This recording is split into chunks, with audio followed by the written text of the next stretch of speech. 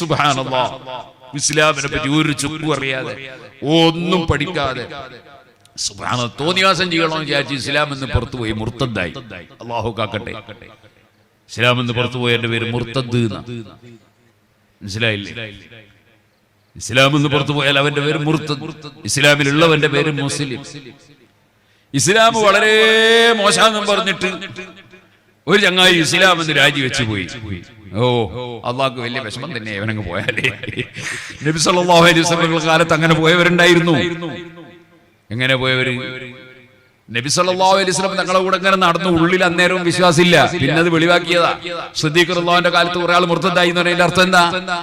അതിന്റെ അർത്ഥം അവർ നേരത്തെ തന്നെ ഇസ്ലാമിൽ അവർക്ക് വിശ്വാസമില്ല, പിന്നെ അവരൊന്ന് പ്രകടിപ്പിച്ചു നബി തങ്ങളുടെ വഫാത്തിന്റെ ശേഷം, അത് വാഹിറാക്കി. ഇതുപോലെ പണ്ട് തന്നെ ഇസ്ലാമിനെ പറ്റി വിശ്വാസമില്ലാത്ത ചില ചങ്ങാതികളുണ്ട്. അവർക്ക് മുനാഫിക്കുകൾ നമ്മൾ പറയാം. ആ മുനാഫിക്കുകൾ ഞാൻ ഈ അടുത്ത് കേട്ടു. ഒരു ചങ്ങാതി അവൻ പറഞ്ഞു, ഞാൻ നേരത്തെ നല്ല മുജാഹിദിന്റെ പ്രവർത്തകനായിരുന്നു, ഇപ്പോൾ ഞാൻ മുർത്തദാണ്. അവൻ നേരത്തെ തന്നെ അവൻ ഉറച്ചിട്ടില്ല. മുജാഹിദായത്തിന്റെ ഒരു പകുതിയാണ്. അവന് കുറച്ച വിശ്വാസം ഇല്ല. ആ വിശ്വാസം ഇല്ലാത്തവർ ഇപ്പൊ പൂർണ്ണമായി പുറത്താക്കിയിട്ട് ഞാൻ മുജാഹിദിന്റെ പ്രവർത്തകനാണ്, എനിക്ക് വലിയ വിവരമുണ്ടെന്ന് അവൻ പറയുന്നു. വലിയ വിവരന്റെ പെണ്ണിനെ മുജാഹിദാവും. വിവരം തീരെയില്ല. ആ ഇല്ലാത്തവൻ മുർത്തദായി. എന്നിട്ടോ മുർത്തദായിട്ട് അവൻ പറയാണ്, അഭിമാനത്തോടെ അവൻ പേര് പറയാണ്, എക്സ് മുസ്ലിം. നിങ്ങൾ ഒരാള് വളരെ മോശമാണ് ഒരു സംഗതി എന്ന് ബോധ്യപ്പെട്ടിട്ട് അയാൾ അതിൽ നിന്ന് പിരിഞ്ഞു പോയാല് പിന്നെ ഞാൻ അതായിരുന്നു എന്ന് പറയാൻ ആർക്കും ആഗ്രഹിക്കുന്നു. അപ്പൊ അതിനെപ്പറ്റി ഒരുത്തം പറഞ്ഞു തരുമോ? ഒരു വിവരദോഷിയായ മുർത്തദ് പറഞ്ഞു തരും. മുമ്പ് കള്ളുകുടിച്ചവൻ കള്ളുകൂടിയൊക്കെ നിർത്തിയാലും മുൻ മദ്യപാനി തന്നെ പറയാൻ. ദുനിയാവിൽ ഏതെങ്കിലും ഒരു മദ്യപാനം മോശാന്ന് മനസ്സിലായിട്ട് നിർത്തിയിട്ട് പോയാൽ പിന്നെ അവൻ ഞാൻ മുൻ മദ്യപാനി അഡ്രസ് ചെയ്തുമൊക്കെ ഫുലാൻ മുൻ മദ്യപാനി, ഇങ്ങനെ മദ്യപാനി അവൻ പേര് വെക്കോ? അവൻ പേര് വെക്കോ? മുൻ മദ്യപാനി, മുൻ തമ്മാടി, മുൻ തോന്നിവാസി, മുൻ കള്ളൻ, മുൻ വ്യഭിചാരി, ഇങ്ങനെ ആരെങ്കിലും അവനവൻ അഡ്രസ് വെക്കോ? ആ പണി മോശമാണ് എന്ന് ഒരുത്തര് ബോധ്യപ്പെട്ട പിന്നെ അതുണ്ടോ ഒരുത്തന്റെ അഡ്രസ് ആയിട്ട് ആർക്കും പറയും? അത് പറയൂലല്ലോ. അപ്പൊ എക്സ് മുസ്ലിം എന്നൊരുത്തൻ പേര് വെച്ചാ മനസ്സിലാക്കണം, ലോകത്ത് ഏറ്റവും ബുദ്ധിയില്ലാത്ത, ഏറ്റവും ബുദ്ധിഹീനനായ യുക്തിവാദിയാണ് അവൻ. അല്ലാത്തൊരുത്തൻ അങ്ങനെ പേര് വെക്കും. വളരെ മോശമാണ് മനസ്സിലായ ഒരു സംഗതി. ആ മോശമാണ് മനസ്സിലാക്കി പിന്നെ ഈ അഡ്രസ്സിന്റെ കൂടെ എഴുതി കൊടുക്കുക എന്ന് പറഞ്ഞാൽ, ഞാൻ മുൻ മദ്യപാനിയാണ്, ഞാൻ മുൻ തോന്നിവാസിയാണ്, മുൻ തമ്മാടിയാണ്, മുൻ കള്ളനാണ്, മുൻ വ്യഭിചാരിയാണ്, ഇങ്ങനെ ആരെങ്കിലും എഴുതൂല. സ്വാഭാവികമാണ്. അപ്പൊ ഒരു ബുദ്ധിയുമില്ല, എന്ത് പേര് വിളിക്കണം എന്നതുപോലും അറിയാത്ത യുക്തിവാദികൾ, നിരീശ്വരവാദികൾ, മതവിരോധികൾ. എന്താണ് മതം എന്നവർക്കറിയില്ല. എന്നിട്ടോ ഇസ്ലാമിന്റെ പേരിൽ ആരോപണം പറയാണ്. ഒരു ആരോപണം കേട്ട് ഞാൻ ഇങ്ങനെ ചിരിച്ചുപോയി. നബി സല്ലല്ലാഹു അലൈഹി വസല്ലം തങ്ങളൊരിക്കൽ ഒരാൾ വന്ന് എന്തെങ്കിലും കാര്യം ആവശ്യപ്പെടുമ്പോൾ നബി തങ്ങൾക്ക് കാണിക്ക വെക്കണം എന്നൊരു നിയമം ഉണ്ടായിരുന്നു എന്ന് അയാൾ പറയാൻ. അദ്ദേഹത്തിന് എന്താണെന്ന് ഒന്നും മനസ്സിലായില്ല. നബി സല്ലല്ലാഹു അലൈഹി വസല്ലം തങ്ങൾ മുസ്ലിം ഭരണാധികാരിയാണ്, ഇസ്ലാമിക രാഷ്ട്രത്തിന്റെ ഭരണാധികാരിയാണ്. ആ നബി തങ്ങൾ വളരെ പാവപ്പെട്ട ജനങ്ങളെ മുഴുവനും സംരക്ഷിക്കുകയാണ്. ജനങ്ങൾക്ക് മുഴുവനും എല്ലാ സൗകര്യവും ചെയ്തു കൊടുക്കുകയാണ്. എത്രത്തോളം കടത്തോടുകൂടി ഒരാൾ മരിച്ചുപോയാൽ ആ മരിച്ചവന്റെ കടം നബി തങ്ങൾ ഏറ്റെടുത്തിട്ട് മയ്യിത്ത് നിസ്കരിക്കുകയാണ്. അത്രത്തോളം എല്ലാവർക്കും സംരക്ഷണം നൽകാണ്. അങ്ങനത്തെ ഹബീബായ നബി തങ്ങൾക്ക് പൊതുഫണ്ടിൽ പണം വേണം. അതിന് നബി സല്ലല്ലാഹു അലൈഹി വസല്ലം തങ്ങളെ സമീപിക്കുന്നവരോട് ഖദ്ദിമൂ ബൈന നജ്വാകും സദഖ, നിങ്ങൾ നബി തങ്ങളുമായി സംസാരിക്കുമ്പോ സാധുക്കൾക്ക് നിങ്ങൾ ധർമ്മം കൊടുക്കുക എന്നൊരു ഏർപ്പാട് വേണം. ധർമ്മത്തിലേക്ക് ചെറിയൊരു സംഖ്യ കൊടുക്കണം. റസൂലുള്ളാഹ്ക്കല്ല, റസൂലുള്ള ധർമ്മം സ്വീകരിക്കാറില്ല. സ്വന്തം സദഖ കൊടുത്താ റസൂലുള്ള വാങ്ങൂല, എടുക്കൂല. സകാത്ത് കൊടുത്താ വാങ്ങൂല, എടുക്കൂല.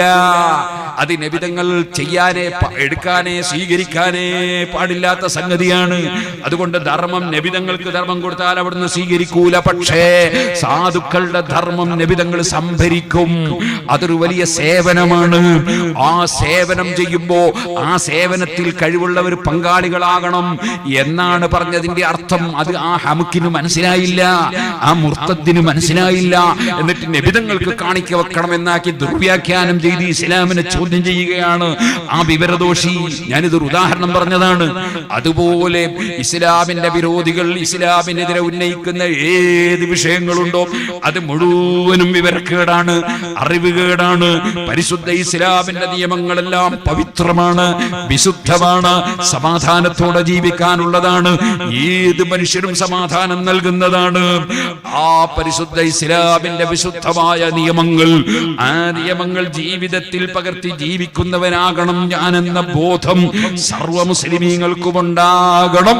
ഇനി പറയട്ടെ, എനിക്ക് തിരിഞ്ഞതുപോലെ വേറെ ആർക്കും മനസ്സിലായിട്ടില്ല എന്ന അഹങ്കാരം, യുക്തിവാദിയുടെ അഹങ്കാരം, നാസ്തികന്റെ അഹങ്കാരം, മുജാഹിദിന്റെ അഹങ്കാരം, ജമാഅത്ത് ഇസ്ലാമിന്റെ അഹങ്കാരം, തബ്ലീഗുകാരന്റെ അഹങ്കാരം, ഈ അഹങ്കാരമാണ് മനുഷ്യനെ എപ്പോഴും നാശത്തിലേക്ക് കൊണ്ടുപോയി നയിക്കുന്നത്. അതാണ് ഹബീബ് നബി തങ്ങൾ പറഞ്ഞത്, വഇജാബുൽ മർഇ ബിനഫ്സിഹി, അവനവന് സ്വന്തം എനിക്കറിയുന്നത് പോലെ മറ്റാർക്കും അറിയില്ല, എനിക്ക് തിരിയും പോലെ വേറെ ആർക്കും തിരിയില്ല, എന്നെക്കാൾ അറിയുന്നവനില്ല എന്ന ചിന്താഗതി, അഹംഭാവമാണ് ഏറ്റവും വലിയ നാശത്തിലേക്ക് കൊണ്ടുപോയി മനുഷ്യനെ ആപതിപ്പിക്കുന്നത്. വിനയാന്വിതനായി ജീവിക്കണം മനുഷ്യൻ. وعباد الرحمن الذين يمشون على الأرض هونا وإذا خاطبهم الجاهلون قالوا سلاما. താഴ്മയോടെ ജീവിക്കുന്നവർ, അവർക്കാണ് സ്വർഗ്ഗം, അവർക്കാണ് ആനുകൂല്യം. ഞാൻ എൻ്റെ വാചകങ്ങൾ നീട്ടുന്നില്ല. അതുകൊണ്ട് അള്ളാഹുവിലേക്ക് ഖൽബ് തിരിക്കണം, അള്ളാഹുവിന് വേണ്ടി പരസ്പരം സ്നേഹിക്കണം, അള്ളാഹുവിന് വേണ്ടി പ്രവർത്തിക്കണം, അള്ളാഹുവിന്റെ സാലിഹീങ്ങളുടെ വഴി പിന്തുടരണം. ആ സാലിഹീങ്ങളുടെ വഴി പിന്തുടർന്നുകൊണ്ട് അള്ളാഹു പൊരുത്തപ്പെട്ട നിലക്ക് ജീവിച്ച് മരിക്കാൻ നമുക്ക് അള്ളാഹു തആല തൗഫീഖ് നൽകട്ടെ. അങ്ങനെ ജീവിച്ച മഹാന്മാർ, അവർക്ക് അള്ളാഹു സുബ്ഹാനഹു വ തആല വലിയ പവറുകൾ നൽകുന്നുണ്ട്, വലിയ സ്ഥാനങ്ങൾ നൽകുന്നുണ്ട്. അവർക്ക് അള്ളാഹു സുബ്ഹാനഹു വ തആല ഒരുപാട് മഹത്വങ്ങൾ നൽകുന്നുണ്ട്.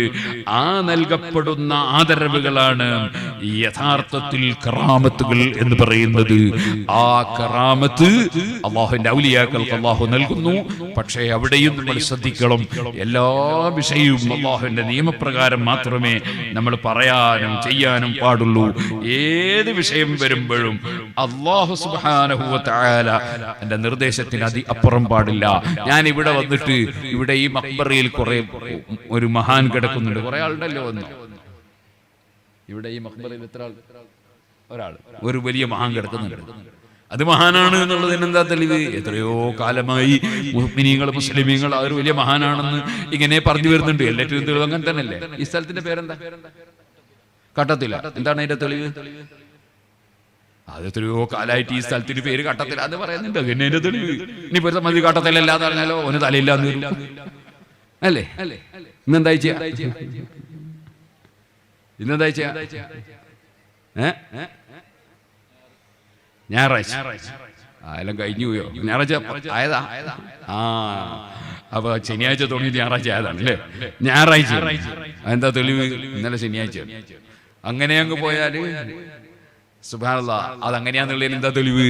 അങ്ങനെ എല്ലാരും പറഞ്ഞു വരുന്നത് അതങ്ങനെ തന്നെയാണ്. ഇനി പൊരുത്തം ഞായറാഴ്ച അല്ലാന്ന് പറഞ്ഞാലോ അതിന്റെ തെളിവ് മുൻഗാമികൾ. അതുപോലെ ഇവിടുത്തെ മഖ്ബറയിലുള്ള ആള് മഹാനാണ്. ഇവിടെ എത്ര ഖബറുകളുണ്ട്? ഒരു ഖബറിന് എല്ലാവരും പ്രത്യേകം ആദരവ് നൽകുന്നു. അപ്പൊ നേരത്തെ അങ്ങനെ അദ്ദേഹം മരണപ്പെട്ട കാലം മുതലേ ജനങ്ങൾ അതിനെ ആദരിക്കുന്നു. അതുകൊണ്ട് അതിനെ അങ്ങനെയായി. എങ്ങനെ നമ്മൾ മനസ്സിലാക്കുന്നത്? അതിനൊരു തെളിവുണ്ട്. ആ സമയത്ത് ഞാൻ ഇവിടെ വന്നിട്ട് നിങ്ങൾ എല്ലാരെയും തൃപ്തിപ്പെടുത്താൻ വേണ്ടി ഇവിടുത്തെ മഹാനെ പറ്റി ഞാൻ മഹാനവരെ കണ്ടിട്ടില്ല, കേട്ടിട്ടില്ല. ഞാൻ എന്റെ വകയിൽ കുറെ കറാമത്തുണ്ടാക്കി അങ്ങ് പറയാ. അങ്ങനെ പറ്റുമോ? അത് പറ്റൂല. കളവ് പറയാൻ പാടില്ല. നമ്മൾ ഏത് വിഷയം പറയുമ്പോഴും ലാ തഖഫു മാ ലൈസ ലക ബിഹി ഇൽം, അറിവില്ലാത്തത് പറയാൻ പാടില്ല. അപ്പൊ കറാമത്ത് പറയുമ്പോഴും പറയാൻ പാടില്ല. വലിയ വലിയ മഹാന്മാര് അവരുടെ കിതാബിലൊക്കെ എഴുതി വെച്ചത് നമുക്ക് അവരുടെ കിതാബ് നോക്കിയിട്ട് പറയാം. അതുപോലെ നമ്മുടെ അനുഭവത്തിൽ നമ്മൾ മനസ്സിലാക്കി നമുക്ക് അനുഭവം വെച്ച് പറയാം. അനുഭവിച്ചത് ഒരു സത്യസന്ധനായ ഒരാൾ പറഞ്ഞു തന്നാൽ അയാൾ പറഞ്ഞു തന്നു എന്ന നിലക്ക് നമുക്ക് പറയാം. അങ്ങനല്ലാതെ നമ്മളെ വകയിൽ എന്തും എങ്ങനെയും പറയാം എന്ന് ആരും തെറ്റിദ്ധരിക്കരുത്. എല്ലാ വിഷയത്തിലും എല്ലാ വിഷയത്തിലും നമുക്ക് ഇസ്ലാമിന്റെ നിയമങ്ങളുണ്ട്. ആ നിയമങ്ങൾ അനുസരിച്ചാണ് നമ്മൾ ജീവിക്കേണ്ടത്. മഹാനായ ഇബ്നു അറബി റഹ്മത്തുള്ളാഹി അലൈഹി തങ്ങൾ പറഞ്ഞു, നമ്മളെ ഉസ്താദ് അബൂ മദിയൻ റളിയല്ലാഹു അൻഹു മഹാനവറുകൾക്ക് എന്ത് ഭക്ഷണം കിട്ടിയാലും കഴിക്കും. അപ്പോ നല്ല രസമുള്ള ഭക്ഷണം കിട്ടി അതും കഴിക്കും, അല്ലാത്ത കിട്ടിയാൽ അതും കഴിക്കും. ഒരു ദിവസം ഭക്ഷണങ്ങൾ വന്നു. അങ്ങനെ നല്ല ഭക്ഷണം, ആ ഭക്ഷണം കൊണ്ടുവന്ന് മുന്നിൽ വെച്ചു, കഴിക്കുകയാണ്. ഭക്ഷണം ഉണ്ടാക്കിയ സ്ത്രീയുണ്ട്, ആ സ്ത്രീയുടെ മകനും കൂടെ ഇരുന്നിട്ടുണ്ട്. അങ്ങനെ ഭക്ഷണം കഴിക്കുമ്പോ ഈ മകൻ പറഞ്ഞു, ഈ ഭക്ഷണം ഇതല്ലാത്ത വേറൊരു രുചിയുള്ള മറ്റൊരു ഭക്ഷണമാണെങ്കിൽ ഞാൻ അതിൽ ആഗ്രഹിച്ചു എന്ന് പറഞ്ഞു. അങ്ങനെ ചിലപ്പോ ഉണ്ടല്ലേ നമുക്ക് നല്ല മന്തി കൊണ്ടുവച്ചു, അപ്പൊ ബിരിയാണിയാണ് വേണ്ടത് പറഞ്ഞു. ബിരിയാണി കൊണ്ടുവച്ച മന്തി, അത് അങ്ങനൊക്കെ സംഭവിക്കൂല. അപ്പൊ ഞാൻ ആഗ്രഹിച്ച വേറൊരു ഭക്ഷണമായിരുന്നു എന്ന് പറഞ്ഞു. അപ്പൊ മഹാനവറുകൾ പറഞ്ഞു, ബിസ്മില്ലാഹ് ഖുൽ മാ തമന്നൈത, അല്ലാഹുവിന്റെ പേരുച്ചരിച്ചുകൊണ്ട്, അല്ലാഹുവിന്റെ പേരുകൊണ്ട് നീ ആഗ്രഹിച്ചത് കഴിച്ചോ. സുബ്ഹാനല്ലാഹ്. അപ്പോഴേക്ക് ആ ഭക്ഷണം ആഗ്രഹിച്ച ഭക്ഷണമായി മാറി. ഫലം യസൽ യുഅദ്ദിദു തമന്നി. അങ്ങനെ ആ ചെറുപ്പക്കാരൻ ആഗ്രഹങ്ങൾ ഓരോന്നോരോന്ന് പറയാണ്. അബൂ മദിയൻ റളിയല്ലാഹു അൻഹു നേരത്തെ പറഞ്ഞ പോലെ ബിസ്മില്ലാഹ് ഖുൽ മാ തമന്നൈത, ബിസ്മില്ലാഹ് ഖുൽ മാ തമന്നൈത. ഓരോ വാക്കും പറയുമ്പോൾ ആഗ്രഹിച്ച ഭക്ഷണമായി മാറുകയാണ്. ഒരേ നിറം തന്നെ പല കളറായി മാറുകയാണ്. അല്ലാഹുവിന്റെ ഔലിയാക്കൾക്ക് അല്ലാഹു തആല കൊടുക്കുന്ന വലിയ പവറാണ്. അതുപോലെ 100,000 കറാമത്തുകൾ ഔലിയാക്കൾ റിപ്പോർട്ട് ചെയ്യപ്പെട്ട കറാമത്തുകളുണ്ട്. സുബ്ഹാനല്ലാഹ്. അംബിയാക്കൾക്ക് അല്ലാഹു മുഅ്ജിസത്ത് നൽകുന്നു, ഔലിയാക്കൾക്ക് അല്ലാഹു കറാമത്ത് നൽകുന്നു. അത്തരം കറാമത്തുകൾ അല്ലാഹു അവരെ ബഹുമാനിച്ച് നൽകുകയാണ്.